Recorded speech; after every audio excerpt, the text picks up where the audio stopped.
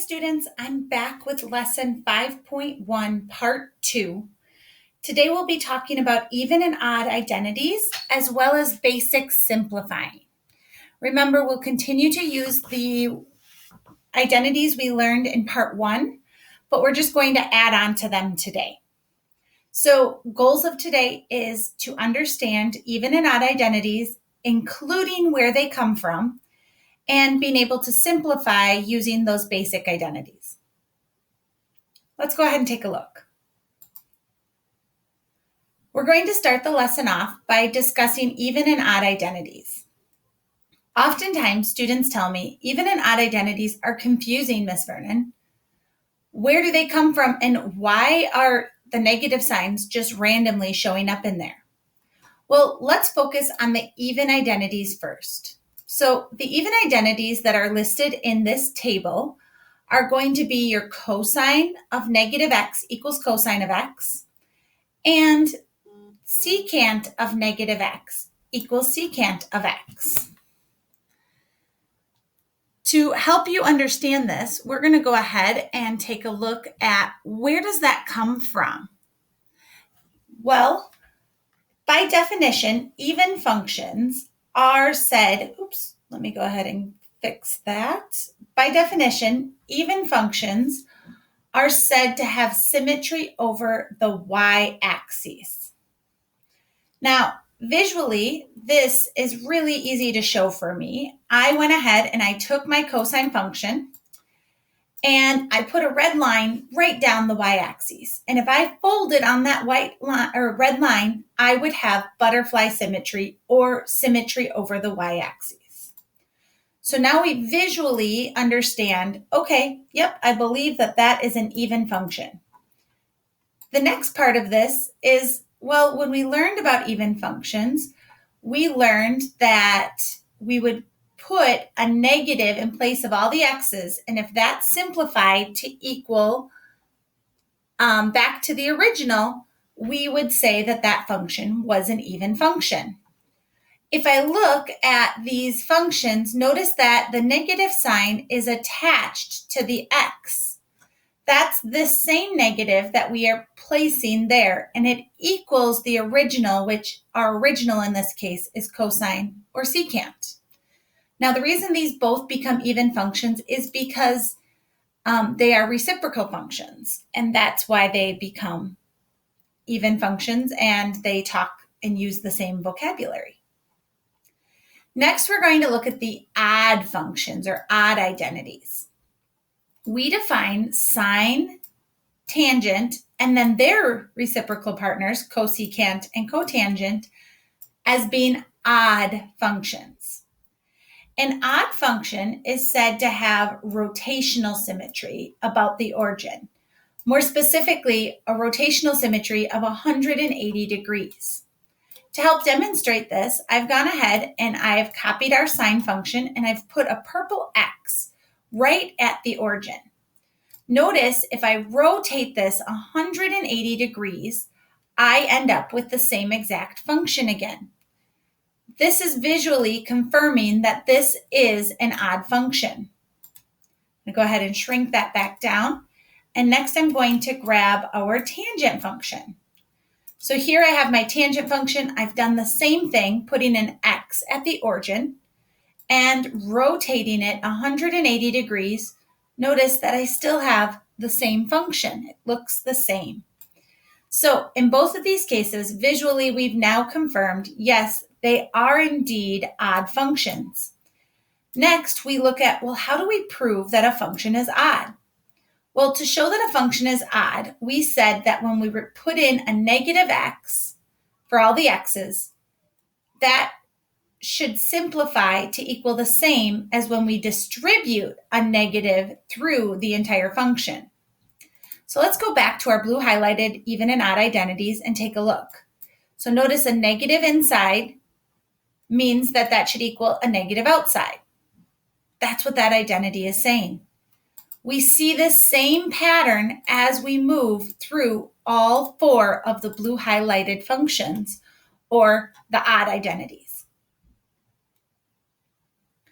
All right, now that we understand where even and odd identities come from, let's go ahead and take a look at how do we work with these as well as our other 8 and do some simplifying. So let's begin. For this page, I'm going to have you focus solely on using your odd and even identities. And taking a look at example 3, it says, using your identities, find cosine of theta. So in this particular case, we want to find cosine of theta. And we are given that cosine of negative theta is equal to 0.32. Well, let's go ahead and start with what we're trying to find. So we want to find cosine of theta.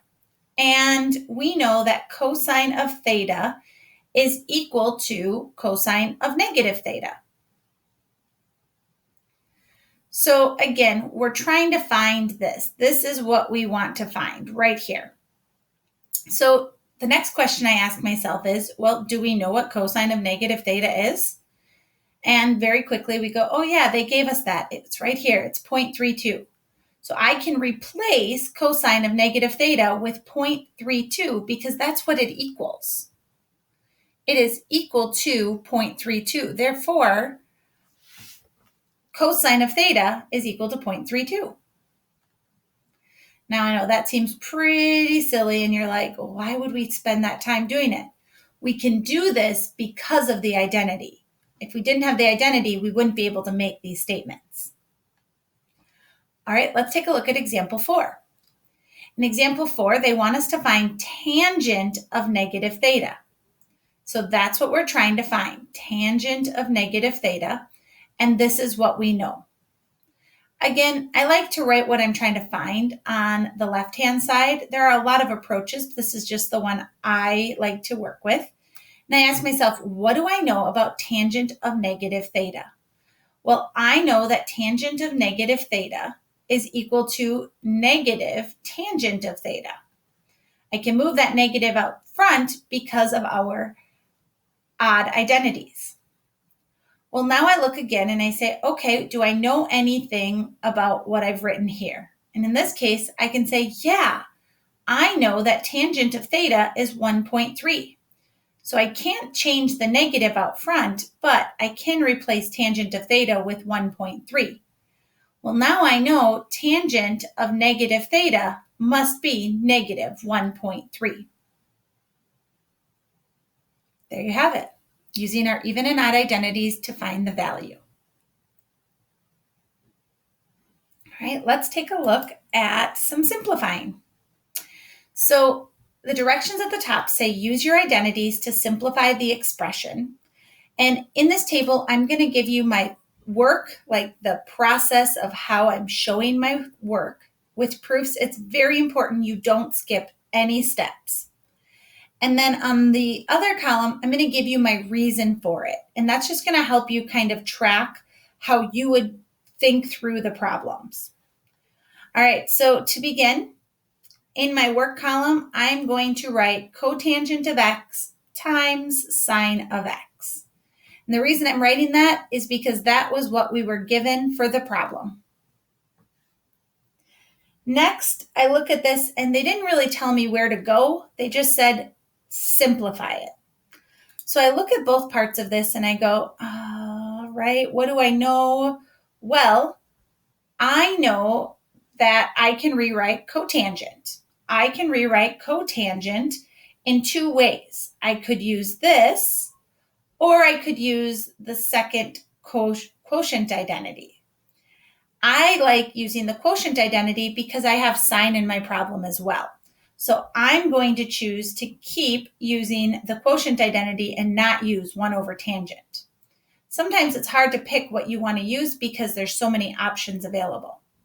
So I'm going to choose to rewrite this as cosine of x over sine of x times, and instead of just leaving this as sine of x, I'm going to write this as a fraction because in my brain, I can process fractions a lot easier when I'm only working with fractions. And the reason I could do that was because of the quotient identity.